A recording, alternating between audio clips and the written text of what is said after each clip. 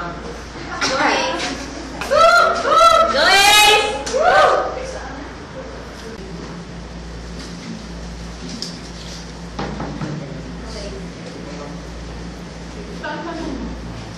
Pumili ka ng isang tao, tatanungin mo ang bagay na gustong-gusto mo talaga mo. Go Ace! Sabihin mo na at tanong mo sa mga klase. Nakakakilig. Teka, kaya ko ba yun? Tinawag ko si April. Crush ng best friend ko. April! Crush kita! Ha?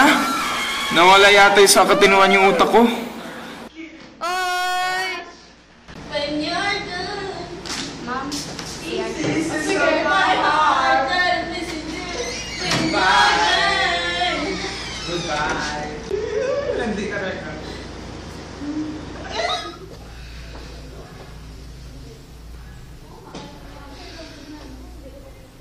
Si April pala.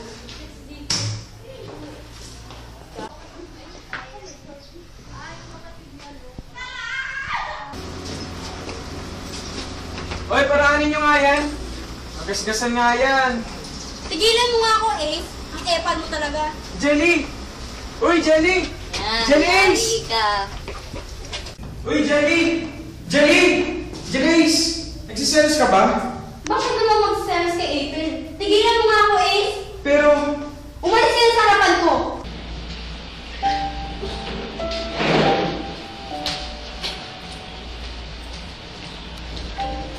Aray, snap. Ngumiti na lang ako tumalikod. Ano bang nangyayari kay Jelly? Hindi ko natuloy siya mabiro.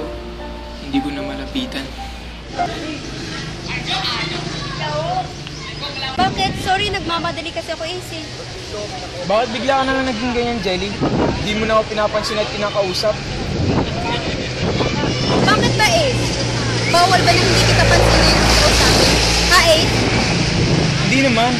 Pero, simula nung inamin ko about kay April, naging ganyan ka na. Wala. Hindi dahil doon, Ace. At sino ka ba sa buhay ko para pansinin kita, ha? Alis na ako. Jelly. Pasensya na, Ace. Pero kailangan na kitang iwasan. Di lang para sa akin, kundi para rin sa iyo. Ayokong tuluyang mahulog sa iyo dahil alam ko rin namang wala akong pag-asa sa iyo at si April lang ang gusto mo. Sino nga naman ba ako para pansinin at kausapin? Isa lang naman akong hamak na kaibigan na may lihim na pagtingin sa kanya. Asa pa ako na may gusto rin siya sa akin.